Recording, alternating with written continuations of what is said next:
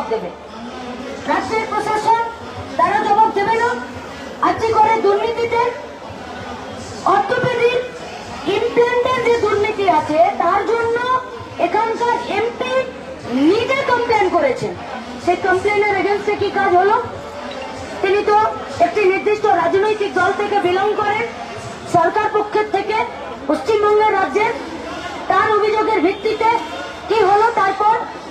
আমাদের তৃতীয় কথা, প্রিন্সিপালকে দুবার ট্রান্সফার করা হলো, দুবার সন্দীপ ঘোষকে দুবার ট্রান্সফার করা হলো। ট্রান্সফার করার পরও সেটা কোন কারণে বাতিল হলো, আর তারপরেও তিনি প্রিন্সিপালের পদে থেকে গেলেন? তাকে পদত্যাগ তাকে ট্রান্সফার করতে দেওয়া হবে না বলে কলেজ চত্বরের ভেতরে কারা এর বিরোধিতা করলো? সেটা অনৈতিক এবং বলপূর্বক নয়। আচ্ছা, তাকে ট্রান্সফার করলো যাকে এখানে আসতে বলেছিলেন স্বাস্থ্য দপ্তরের পক্ষ থেকে। তিনি কি এসেছিলেন? যদি এসেছিলেন তাহলে তিনি জয়েন কেন করলেন না? তার জয়েনিং লেটার কোথায় আছে? কে তার জয়েনিং লেটারে সই করলেন?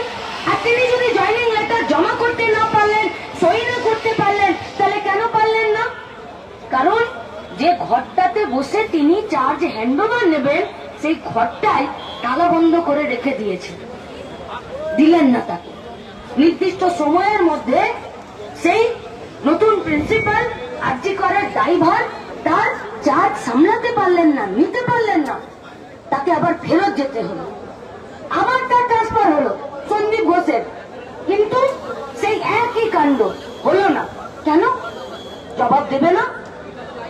শুধু আজকে তিলোত্তমা ধর্ষিতা হয়ে মারা গেল, খুন হলো, বিবস্ত্র একটা দেহ বেরিয়ে এলো, মিডিয়ার সাথে তার পরিবারকে কথা বলতে দেওয়া হলো না। আমরা তার পরিবারের সাথে কথা বলতে যাবার জন্য ডিসিকে দুবার হাত জোড় করে অনুরোধ করলাম যে আপনার সামনে ওর পরিবারের সাথে 2 মিনিট কথা বলবো, আপনি উপস্থিত থাকুন। কোনো রাজনীতি করতে আসিনি, শুধু ওই পরিবারটার সাথে 2 মিনিট কথা বলবো।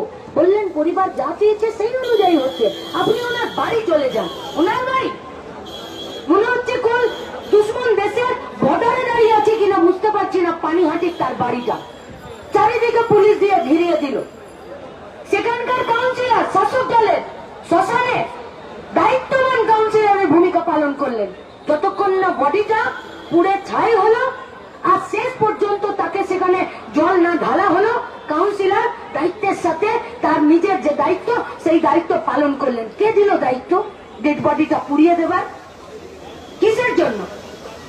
যদি এই দাবি উঠতই যে এই মেডিকেল কলেজের সেমিনার হলে একটা ডেড বডি পাওয়া গেল, আমরা এই মেডিকেল কলেজের পোস্টমর্টমটাকে মানছি না, অন্য একটা মেডিকেল কলেজের পোস্টমর্টম আমাদেরকে করিয়ে দিতে হবে, খুব অন্যায় দাবি ছিল।